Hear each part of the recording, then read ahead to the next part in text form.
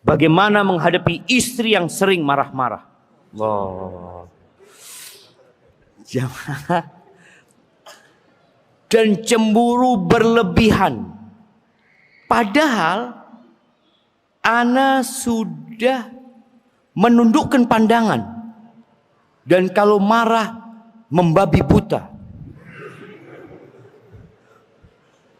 Ana belum paham ya kalimat membabi buta. Antum pernah lihat babi buta jemaah?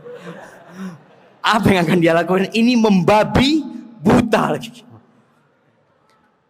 Mohon nasihatnya Ustaz, mumpung sekarang juga ikut kajian. Allah. Ini ntar pulang ini nggak ditegur sama istrinya jemaah. Tapi yang jadi masalah ternyata ada banyak di sana jemaah, bukan satu. Baik. Yang pertama bagi para suami. Ketahuilah perempuan itu akalnya kurang. Agamanya juga kurang. Walaupun hafal Quran. Itu sudah sikap yang melekat buat wanita. Bukan melecehkan wanita sekali lagi. Tapi itu bentuk penghargaan Islam kepada wanita. Agar para laki-laki memahami kondisi istri. Naqisatu aqlin wa dinin. Akalnya kurang, agamanya kurang. Maka bagaimana engkau menyikapi? Sabar. Dan insya Allah engkau sebagai laki-laki dapat memandang kepada kelebihan istrimu. Ini kan yang disebutkan di sini kekurangannya tok jemaah. Padahal istrinya, istri ana alhamdulillah Ustaz. Masaknya zen. Umpamanya. Anak-anak dididik dengan benar. Tapi masalahnya di cemburunya ini. Berarti kan ada kelebihan-kelebihan yang menyebabkan sang suami bisa bertahan. Bukan berarti ucapan anak ini melegalkan istri untuk marah-marah sama suaminya, enggak. Kecemburuan yang berlebihan dari seorang istri itu dari syaitan. Dan pernah Nabi alaihi salatu wassalam memukul Aisyah. Tapi bukan memukul dadanya. Ditepuk dada Aisyah. Sama Nabi SAW. Kapan? Ketika suatu malam. Rasulullah SAW itu keluar dari rumahnya. Waktu itu lagi bermalam di rumahnya Aisyah.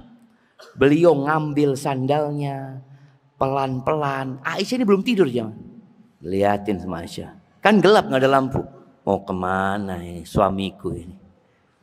Buka pintu pelan-pelan Nabi SAW ya. Kemudian ditaruh sandalnya, dipakai, ditutup pelan-pelan pergi. Aisyah langsung pakai abayanya ikut di belakang.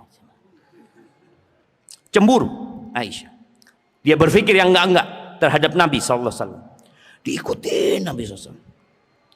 Ternyata Nabi berangkat ke kuburan. Ke Baqi. Nabi mendoakan, mengucapkan salam kepada penduduk Baqi. Ketika beliau mau pulang, kelihatan ada yang berkelebat. Oh, diikutin sama Nabi SAW. Ketika dia cepat, Nabi cepat juga. Dia pelan, Nabi pelan juga. Cepat-cepat lagi sampai dilihat masuk rumah. Masuk rumah pura-pura tidur Aisyah. Tapi kan ngos-ngosan jemaah. Kata Nabi SAW, ditepuk dadanya. Kenapa Aisyah? Apakah engkau berpikir bahwasanya Nabi akan melakukan itu? Kata dia. Berkhianat berangkat ke rumah istri lainnya. Tabi'aki syaitanuki. Engkau diikutin sama setanmu. Ditepuk akhirnya dadanya Aisyah. Engkau diikutin sama setanmu. Jadi tadi kecemburuan yang berlebihan itu dari setan. Sehingga jangan sampai kalau dikatakan suaminya sudah menundukkan pandangan. Kalau benar ya seperti itu. Tapi kadang-kadang suaminya pakai kacamata hitam ya nggak kelihatan. Menundukkan pandangan seperti itu. Tapi kalau sudah selesai. Kenapa? Karena itu akan menyebabkan pertikaian. Jadi orang kalau sudah baik jamaah. Kemudian diganyang. sama istrinya, itu bisa hilang kebaikan. Maka sang istri pun dieman. Eman ini apa bahasa Indonesianya? Disayang. Disayang. Disayang-sayang. Iya, disayang-sayang suaminya yang baik ini. Kalau memang benar baik ya. Antum jangan nanti. Kadang-kadang ada perempuan yang ngomong, Ustaz, itu versinya dia Ustaz. Kalau versinya Ana lebih jelas lagi Ustaz. Kadang-kadang seperti itu. Tapi intinya tadi, bagi seorang suami hendaklah melihat kepada kelebihan istrinya. Bagi seorang istri jangan berlebih-lebihan. Sehingga engkau nanti kehilangan kebaikan suami. Ada orang Arab yang mengatakan, ini sebuah makalah ya. Yang mengatakan, idza kana sahibuka asalan fala talhathu kullahu.